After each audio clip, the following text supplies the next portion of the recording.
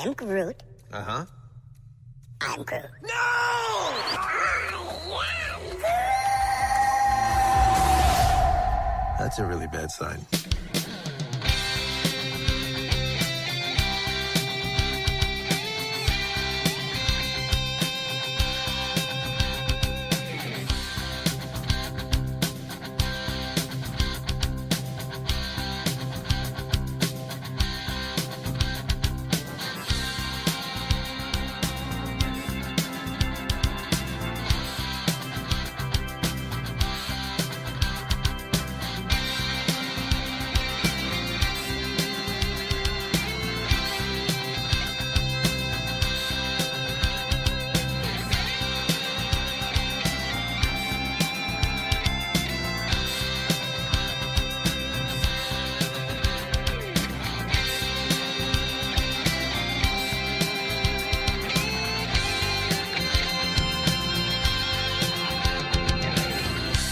Hello and welcome to the Joel Michalec Show. Thanks for tuning in.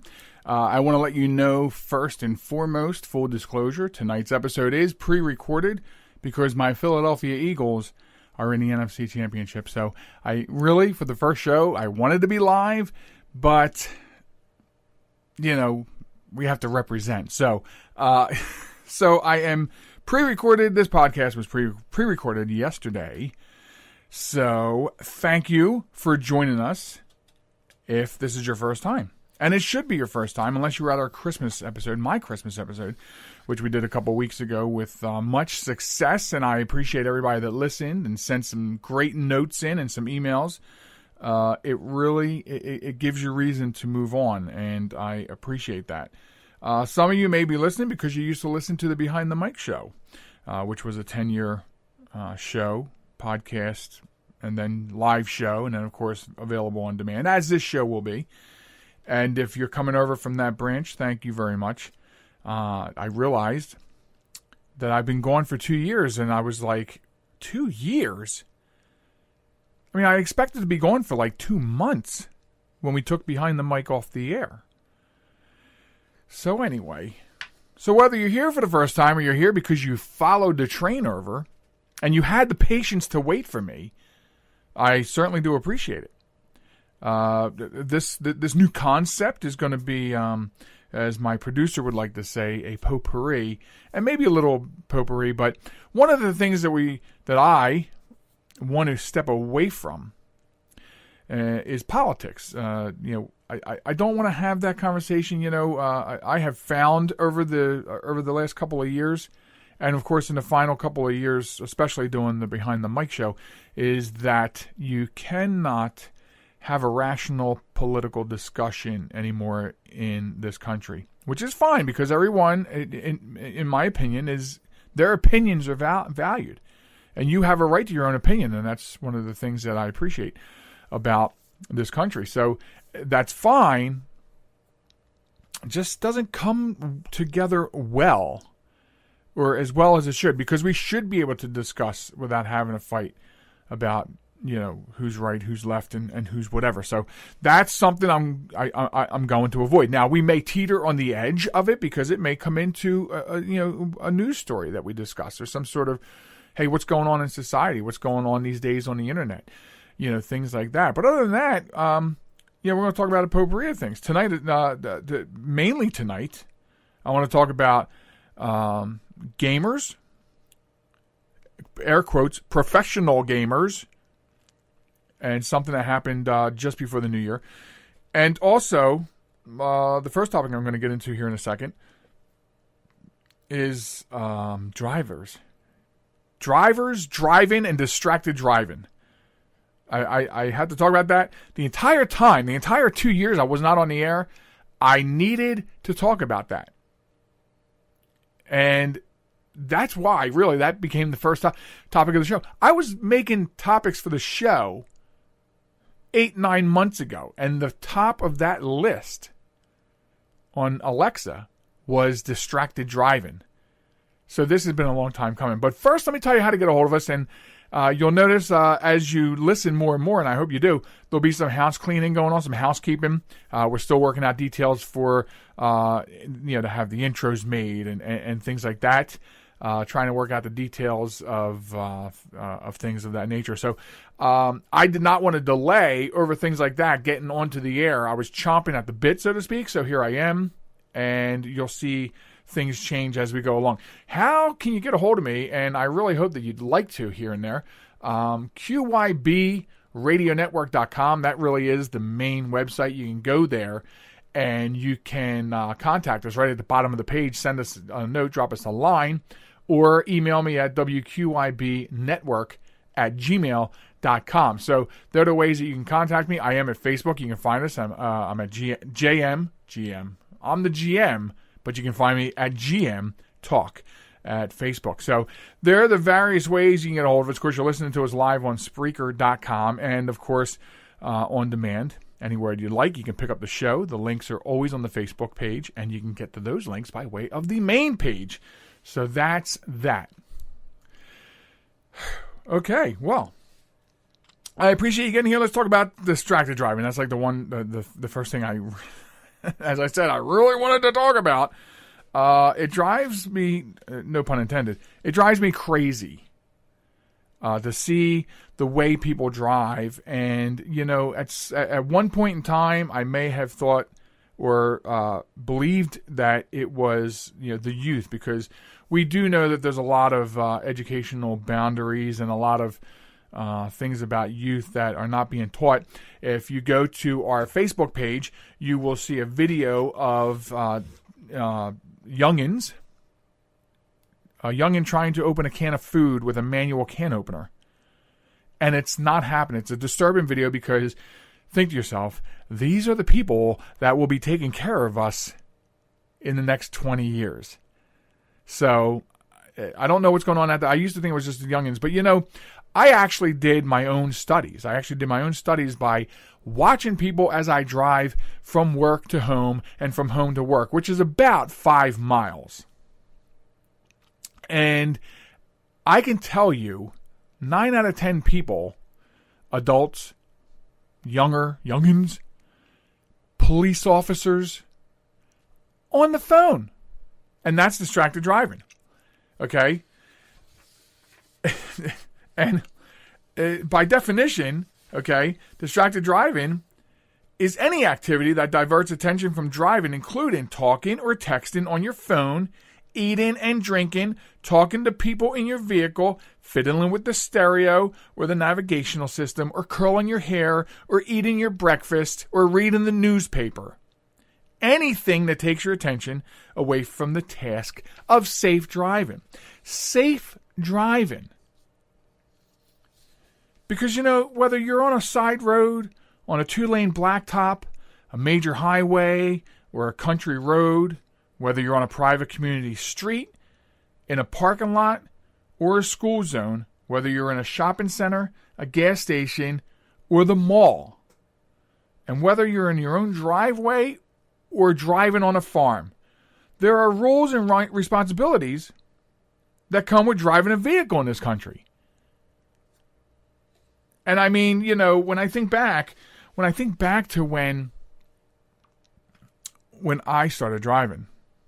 Okay, now I grew up in Pennsylvania. And so when I became of the age to get my permit, and then during that time, learn how to drive, learn the rules of the road, learn how to do things, and then from there you go on and you take your driver's exam.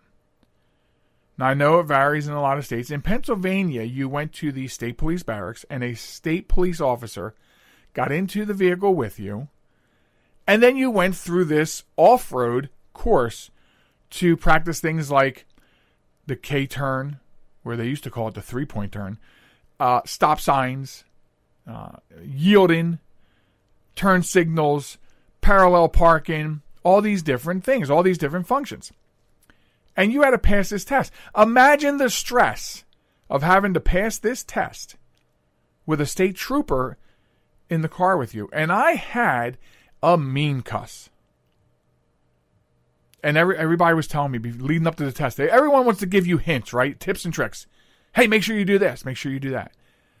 And several people told me, make sure that you would, before you take off, before you put the car in drive, once the trooper gets in, advise him to put his seatbelt on. Because that will show that you are ready to execute safe driving. Not only for you, but for everybody in the car. So I did that. And he ripped me up one side and down the other. Now, so I don't know if it was a trickery kind of thing or if in some respects, I think I just got maybe the meanest trooper in the state of Pennsylvania on that day. And I know his name, and I'm not going to give it to him because, listen, I passed my test. I did very well. And it's water under the bridge. But I know his name, and I know what his rank was at the time. So I don't know what's going on today. Yeah, that was me. Now you fast forward to when my oldest daughter goes and takes her driving exam. Now, the driving exam she takes now, let's move geographically to New Jersey. And we have to, first of all, in New Jersey, at the time, I don't know if it's still true, but you had to pay to go to driving school. So we had to pay for her to go to driving classes. So after that, and she practices, then you go and you take your test in a parking lot, in an empty parking lot, off-road, of course, just like mine was, but in the empty parking lot. See, the difference between my off-road course and her off-road course was mine was designed with sidewalks and, the yields and the different things that you had to do. And then hers was just an empty parking lot, and they set some cones up for the different things that they wanted her to do. So anyway, so there's a little comparison for you there. And now, I don't know how they take their test. Because at any given time, when I go out onto the roadway to drive, and I consider myself to be a very safe driver, my wife may refer to me as an old man, but I refer to that as safe driving. I always say to her, well, I have precious cargo in the car. And then I get dirty looks. But any given time I'm out there practicing safe driving, and not only do I see 9 out of 10 people distracted by cell phones, but the other thing that bothers me is I have people who are supposed to yield that are trying to drive into the side of me. I have people running red lights across from me, making lefts into my lane that I'm proceeding at an intersection. People speeding. People trying to hit me. People slamming their brakes on in front of me, in back of me, pulling out of driveways or parking lots without even looking. It's insane. Now, if you share my grief, please email me. Send me your stories of the worst people you've encountered on the road. And if you're one of those people out there and you know that you drive like an idiot, what is wrong with you? And what really gets me is, in many states, I'm not sure how many, maybe all. I didn't get this stat. I got some stats here, but I didn't get that stat. But in many states, including this one in Delaware, this is what really, really upsets me, is we have a law on the books, came out a couple of years ago, about the distracted driving. Not using a cell phone while you're driving. That is a law. Not a law where they say if they pull you over for speeding or they pull you over because you don't have your seatbelt and they and they can get you for the text. And this is a pull you over offense. And if I see 9 out of 10 people anytime I go out on the road using a cellular device behind the wheel, why are they not pulled over? And here's another thing about the law I don't like here in Delaware. Police, fire, first responders, all exempt from that law. And I don't get that. Because as a taxpayer, I say, listen, I have to get a hands-free device for my car. And most new cars come with them, because I don't have a new car, but most new cars come with them. And if your police cruisers don't come with them, pony up some of the tax money I spend and get yourself a visor device. They're not even expensive. I don't agree that just because you're a police officer or a firefighter that you're exempt from the distracted driving law. And that's not conditionally. It doesn't say if you're on your way to an emergency. There's no conditions laid out. You're just exempt. So if I'm driving alongside of you and you're on the phone, sure, okay, you can say it was a police matter you were talking about, but you know what? It probably wasn't. If I have to wait, you can wait. It can wait. Hashtag it can wait. What a great campaign from AT&T. Of course, on our old radio show, Behind the Mic, we used to have a campaign going on for practically, I think, 8 or 9 of the 10 years, hang up and drive, which I will probably bring that back somehow. It's very important to me because, the people who are doing the texting and driving and get into accidents, they're fine. It's the other people that get hurt, maimed, or killed. Not all the time, but I compare it that way a little bit with drunk driving. The drunk guy's fine, but he killed 3 people in the other car.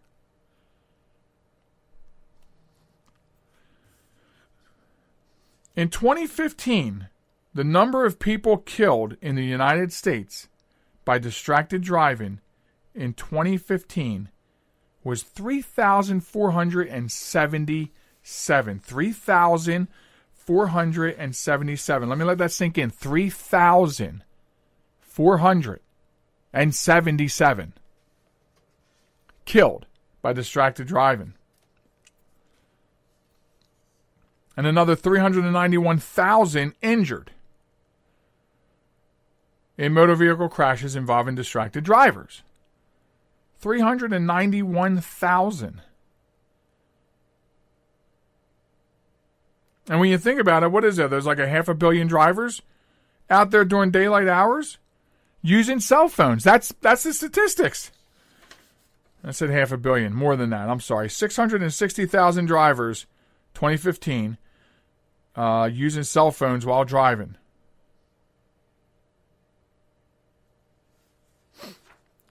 So it boggles the mind, doesn't it? It boggles the mind. And it drives me crazy because I want me and my family to be safe. I want my daughters to be safe. I want to know that them and their families are safe. And I'll tell you what, on Facebook, I post all those disgusting pictures and videos of those accidents because of distracted driving. I think what upsets me the most sometimes is that we have to have this conversation. And I think a lot of times when you and I get together on Sunday nights and have conversations, I think you might find a common theme here. It upsets me that we have to have this conversation.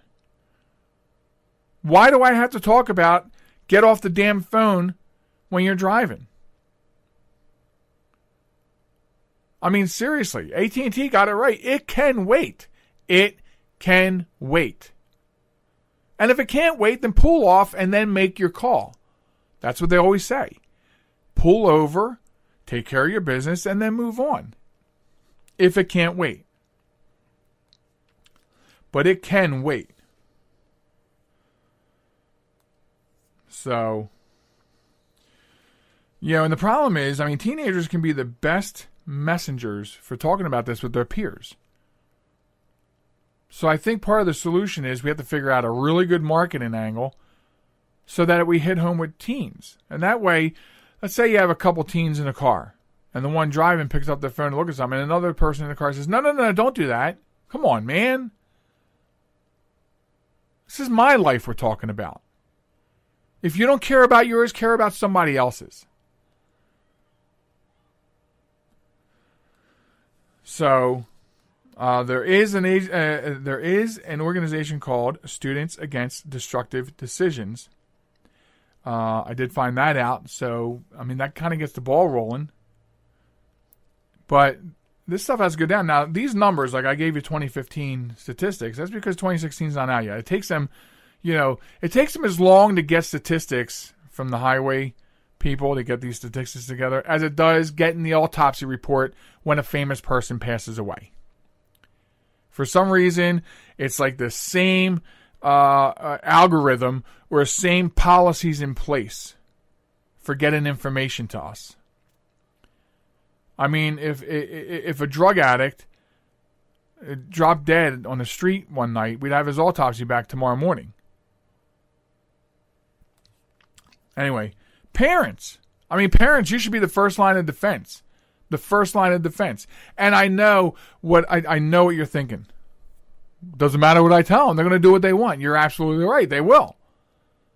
But that's part of the problem, right? We got to figure that out. We've got to figure that out. You have to lead by example so that your teenagers who are getting ready to drive or are driving learn by example. Another common theme. Again, why do we have to have a conversation about parents leading by example to teach your children? That's another thing not going on quite enough. And this is a perfect subject to talk about getting that done, right? So, parents, if you're in a car, you got your kids in a car, don't get on a cell phone. Don't text. It can wait. Of course, educators, employers, all have some sort of responsibility to this. We all have responsibility to this. The company I work for supplies everybody with hands-free speakerphone devices. If you don't have one, they will give you one. Because the law in Delaware says you must be hands-free. If you have to use a device, it has to be hands-free. You can't be holding onto your phone. And that shows you that my employer cares about the law and the safety of its employees. So employers, you have a responsibility to make sure that your employees are following that law. So just some information there, some thoughts that I put down on who's responsible and who does what and who does when. The consequences alone, the thought of it is mind-numbing. The thought of the fact that just shy of 3,500 people just in 2015 dead from distracted driving. That doesn't count drunken driving. That's a whole nother topic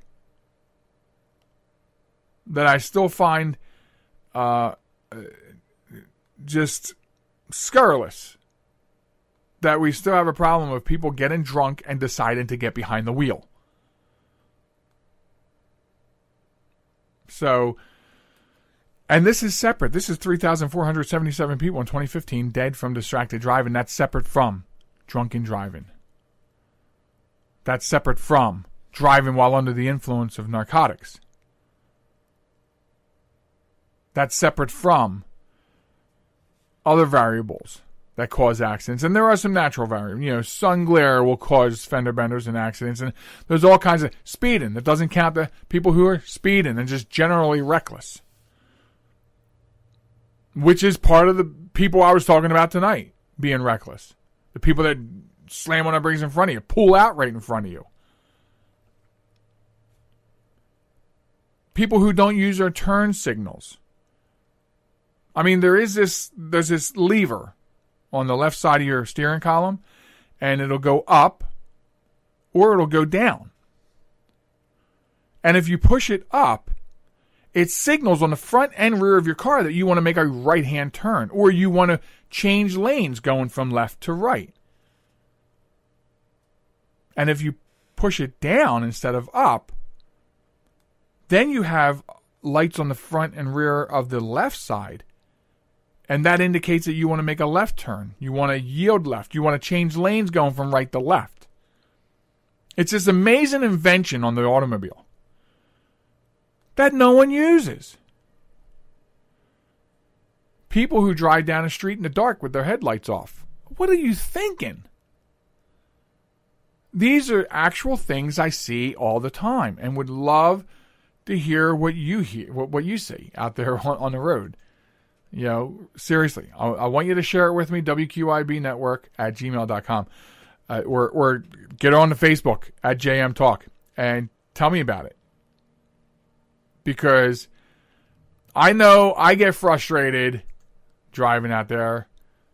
So I know that you do too. And I want to hear about it. I really do. I really, really do. So please, do not text and drive. Do not eat and drive. Do not curl your hair and drive. Do not read the paper and drive. Don't look at blueprints and drive.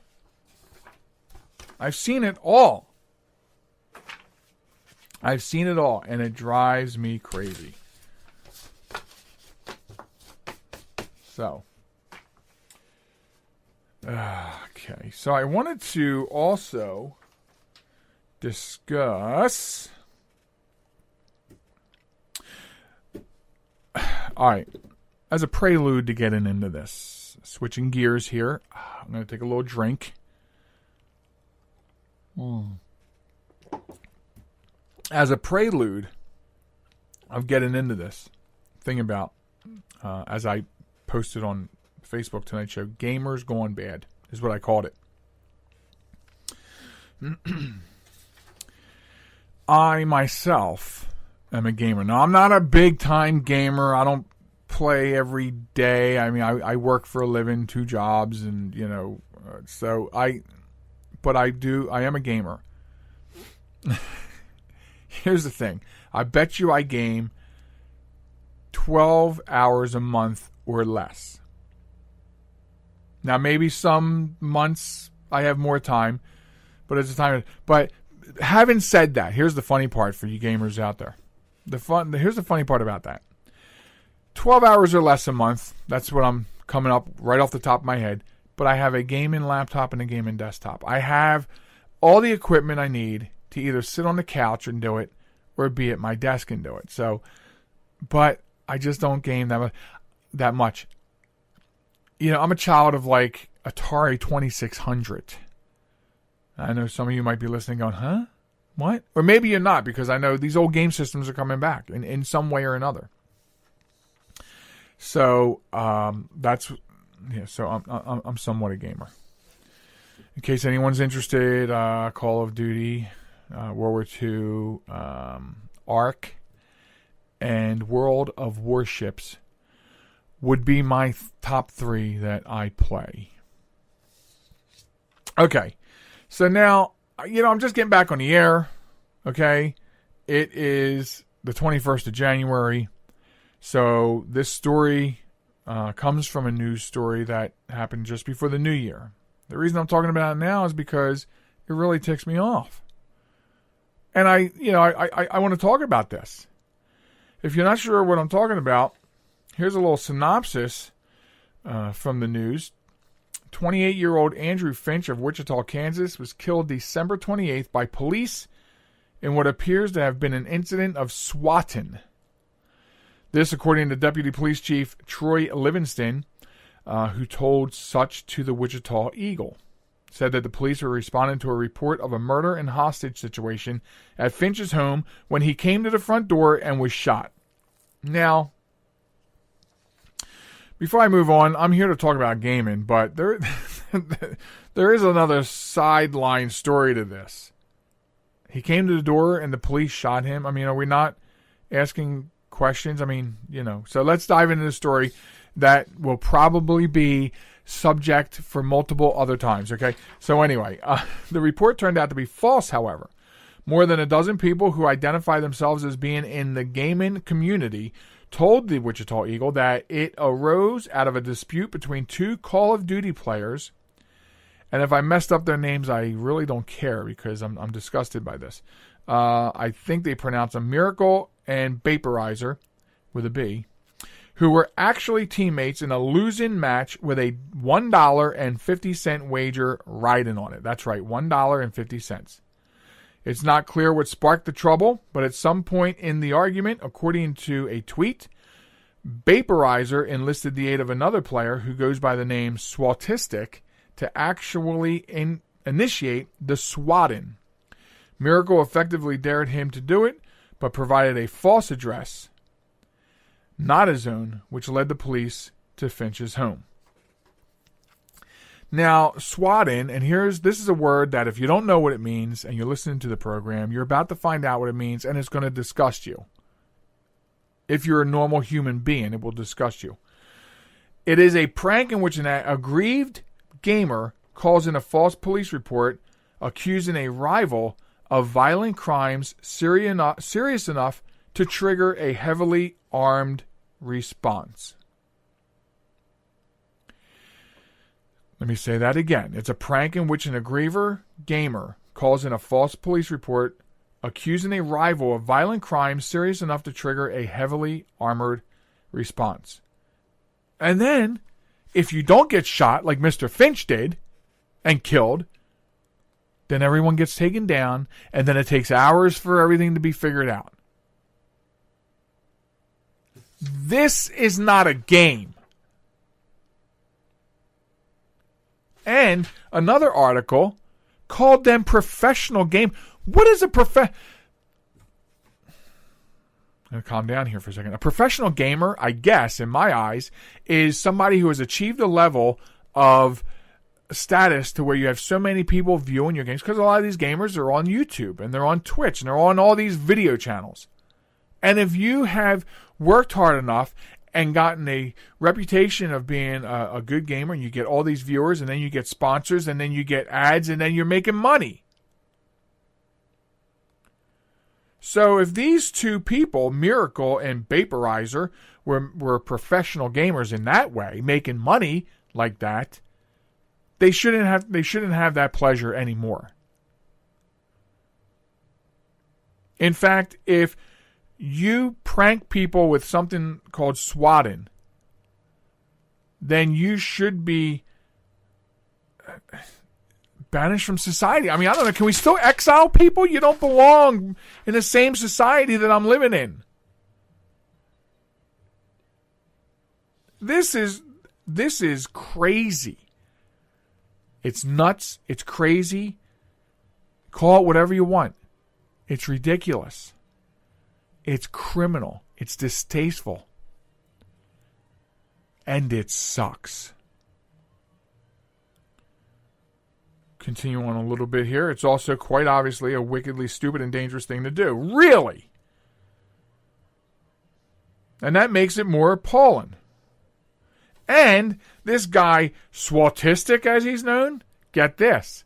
He's 25-year-old Tyler Burris, arrested from Los Angeles, and he's been arrested in connection with this swatting that we're talking about. Not the first such incident. In October 2015, he was charged with making 2 fake bomb threats against ABC Studios in Glendale, California. And he may have also been involved in multiple bomb threats made against Call of Duty World War II tournaments that took place in Dallas, Texas. Are you kidding me? And you were pissed off over a $1.50 wager playing an online game? What's wrong with you? I got news for you, man. You got to pull your big girl panties up and deal. What kind of people are this? Where are the parents that raise these yo-yos? I mean, who does this? Because you got pissed off at somebody in a game? You know how many times I die in Ark? I'm not going to call in, SWAT attacks on people because I get killed in Ark or in Call of Duty. Can't you just grow up? It's a game.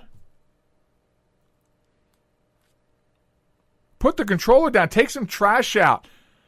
Move out of mommy's basement. Get a life.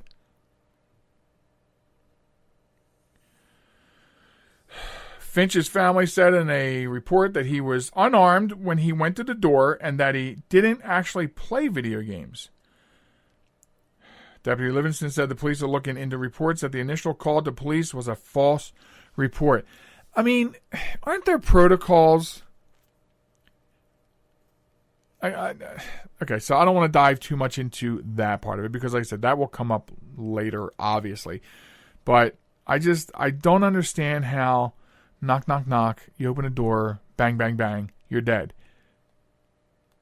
I mean, I understand it was I understand a report was made that he had hostages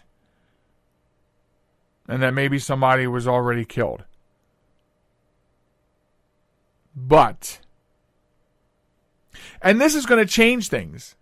You realize that, right? As a society, this is going to change things. It's going to change police procedure because for two reasons. One, they're going to have to look at, departments like this will have to look at their procedures on how they handle things. And on the flip side of it, they're going to have to change their procedure on, hey, what do we do if somebody calls in a report like that? Because I get it. A report like this, everybody roll. Adrenaline's pumping. Multiple agencies are getting together through mutual aid. This is a big deal. I get it. But now the rules will change. They will have to change because there will have to be some sort of development of, hey, what do we do when this happens? What kind of protocols will we set up to make sure we don't roll on out there and start blowing people away? So, as a society, that's going to change. This is going to change gaming, or maybe it won't. Maybe it won't. One of the first things, I'll tell you a quick story. One of the first things I realized when I made the jump to, my big jump was like the Xbox 360, and I had that for a while, and then all of a sudden, my daughter's boyfriend introduced me to the headset that I can plug into the controller, and when I'm online, I can talk to the other people in the room. And so I get the headset, and I plug it in, and we go to play online Call of Duty on the Xbox 360. I don't think 5 minutes went by before I had to take the headset off. I said, I can't do that. I mean, you can tell by the sound of voices. You have all these kids in there. And they're using language that, okay, I probably use or have used. But I mean, really? It's disgusting. Yeah, you see like on movies, you see them like arguing, calling people names. And you're like, oh, that's entertaining. Try putting one of those headsets on and listen to these brats. And of course, this was during, I think it was the summer vacation. So, that's when it's worse, I guess, when kids are often really have no life at all. They don't have any school or anything. But it was really not funny, haha, but funny just to relate that to you. And it makes me wonder how old some of these people are that make $1.50 wager over a game you're playing, lose, get pissed off, and call in the SWAT team. So in theory, if this would have worked out the right way, I can't even believe I just said that. If this would have worked out the right way, then an actual gamer, as part of that match, would have wound up in some sort of situation. Maybe not the same. Obviously, if he wasn't in Wichita, we don't know. If this happened in another city, would the response of the police have been different? We don't know. But this goes with this. I just chalk this up to a lot of the videos of the stupid people you see online all the time on social media. Everyone posts these videos. These people really walk among us. This is idiotic. And everybody involved in this should be held accountable to the furthest extent of the law. Now, I don't know what that furthest extent of the law is, because unfortunately there may not be a precedent for it. Well, there is. There's making false reports. But in this case, somebody lost his life because of a false report. So I don't know where the gray area in that is, but I'm sure there's some gray area that some ambulance chasing lawyer will get in there and make sure nobody gets held fully accountable. But I'm sorry. Everyone involved in this needs to come out of the gene pool. We need to get them out. We need NASA to work on getting an exile community set up on the moon as soon as possible. So we can just ship your ass off there when you do something stupid like this, especially when it takes a life.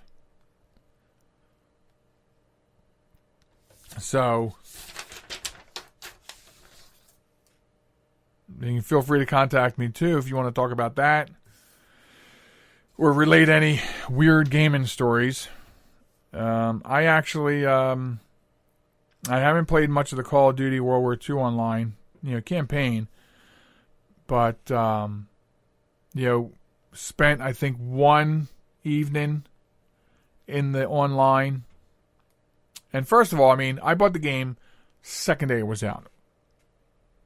So by the time I get in there 2-3 days after release date, everyone's like level 60, 70, 80.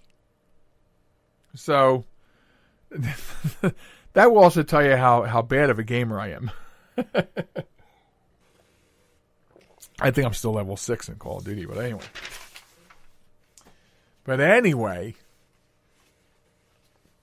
I find myself with some minutes left. What shall we talk about? Does anyone understand this Facebook, the way Facebook is changing their the timeline, the news feed, whatever they call it? I read an interview last week in an industry magazine. They were interviewing the vice president of newsfeed. There's a job for you. Vice President of Newsfeed. And they were asking questions and he was giving answers. And I felt like I was reading Chinese stereo instructions. I don't think he gave any straight answers. The long and short of it, from what I understand, is it's going to affect people who have pages. Like I have a page. I have several pages. It's going to affect people with pages. And it's even going to affect businesses and even business ads. And it's going to affect these people negatively. Like, I sort of understand they want to get back to the news feed being about interpersonal relationships and people sharing things about their lives, they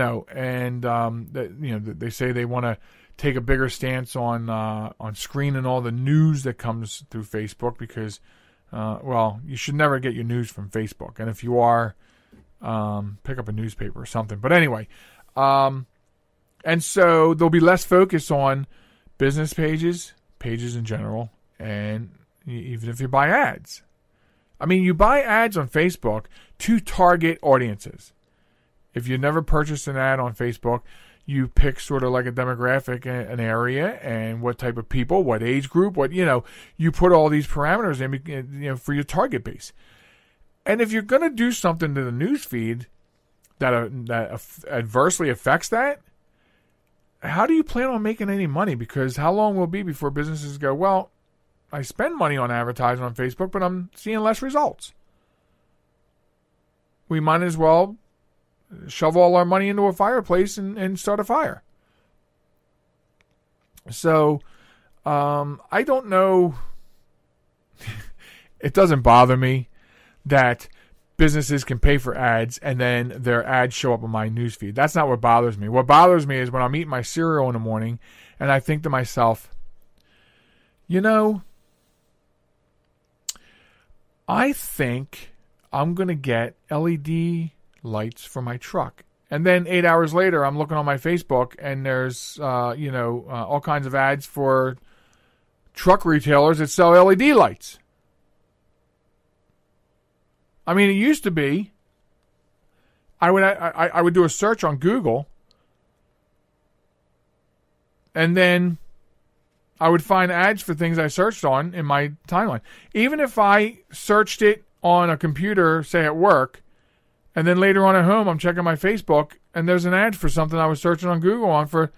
I mean, that was bad enough. But now I can think of something. I can think of something, and it will be on my Facebook newsfeed. That's disturbing. The fact that companies can put ads on my thing is not disturbing.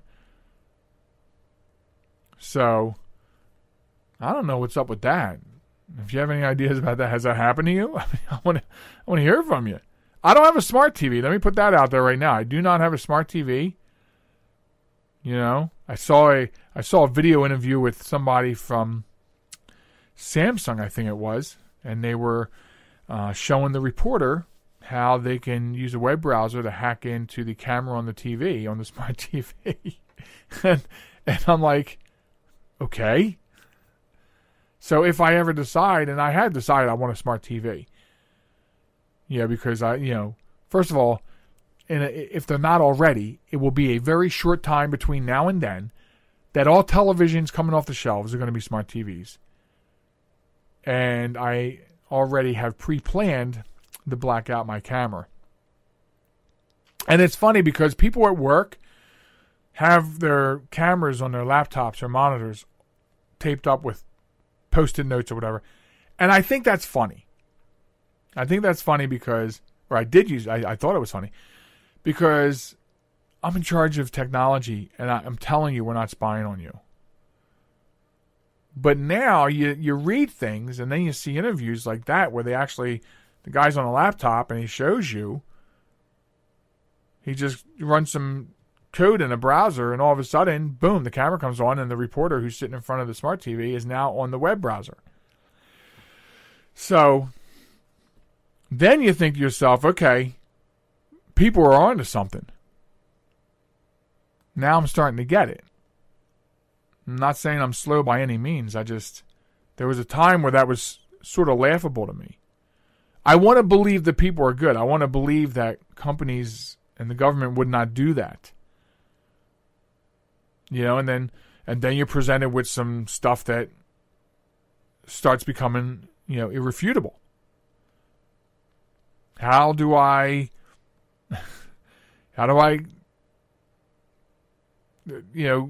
resolve this in my mind?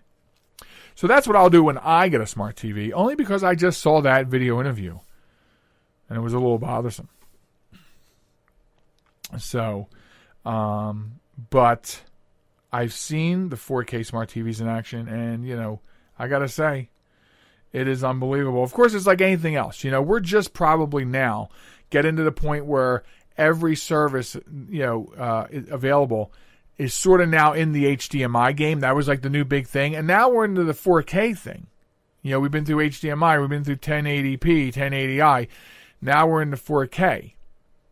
And that's one of the things that worries me about technology. We're moving way too fast. So you may get a 4K TV, but just, know in your mind that not everything is going to be in 4K. It's just not there yet. I mean, sure, things that are in HD look really good on 4K, but 4K is just out of this world. Not every service is offering 4K yet. So keep that in mind. So, anyway, how did I get on that? Oh, started with talking about Facebook. Yeah, So I don't know. So going back to the Facebook thing, how will we deal with that? I don't know. I don't know how much content from, the Joel Michalec Show you're going to see on Facebook, because we really are not going to understand what's going to happen to the Facebook newsfeed until it happens and we start seeing what happens. But I want to assure you this. Take this technical advice from a technology professional. When these things happen, and periodically you should already do this, check your security settings on Facebook. If you've taken the time to really go through them and make sure that your security settings are such that your privacy is okay and it's harder for you to be hacked, two-step verification, things like that. If you've taken the time to do that, I want to warn you, I've seen firsthand, as well as hearing from clients and other people and friends and peers, that when they make dramatic changes at Facebook, it sort of resets all that. And that's kind of weird. You know, they want to make sure that your privacy and security is important to them. Yet, sometimes when they make changes that affect, major things, it resets your privacy and security. That's kind of, that's kind of foobar to me, So, periodically, you should go in and just run through your security settings. Just make sure your two-step verification is on. Make sure that however you have, your news feed set up, like, for instance, if we're not friends, you don't see my news feed. You can do that. That's really important to do. One of these shows, I'll have some Facebook tips and tricks for you. We'll talk about that. So you can be one up, right? So, but take a look at that, especially over the next, days, couple of weeks, as they're rolling out these changes at Facebook. Protect yourself. It's really important. And while you're checking out your Facebook privacy and security settings, then you can hop over, look me up, JM Talk, and you can subscribe to the Facebook page. And maybe you see my stuff, maybe you don't. It just depends on how Facebook is going to treat our pages. So, and again, as I get ready to climb out of here for the night, just a reminder of where to find us. You can find me online at qybradionetwork.com. Stop there. You can hit contact. It's at the bottom of the page. Or email me at wqibnetwork@gmail.com. Also, I'm at JM Talk on Facebook. That's the Facebook page. So stop over there. And I'd like to hear from you if you have some really juicy stories on gaming, distracted drivers, idiot drivers. Let's hear it. I want to know everything. Post it, email it. I want to hear it. I know I can't be the only one. I cannot be the only one that faces these problems driving. You know it, and I know it. And I know you know it. So I want to hear from you. And also, I do also on the web page, okay, qybradionetwork.com, you can read my blog. The blog does get a little political from the center, though. But check it out. I mean, there's other stuff there, too. Some of it's fun. Some of it's really informational. Some of it are some of the ideas that I have that nobody listens to. So you can go read my ideas and tell me what you think about them.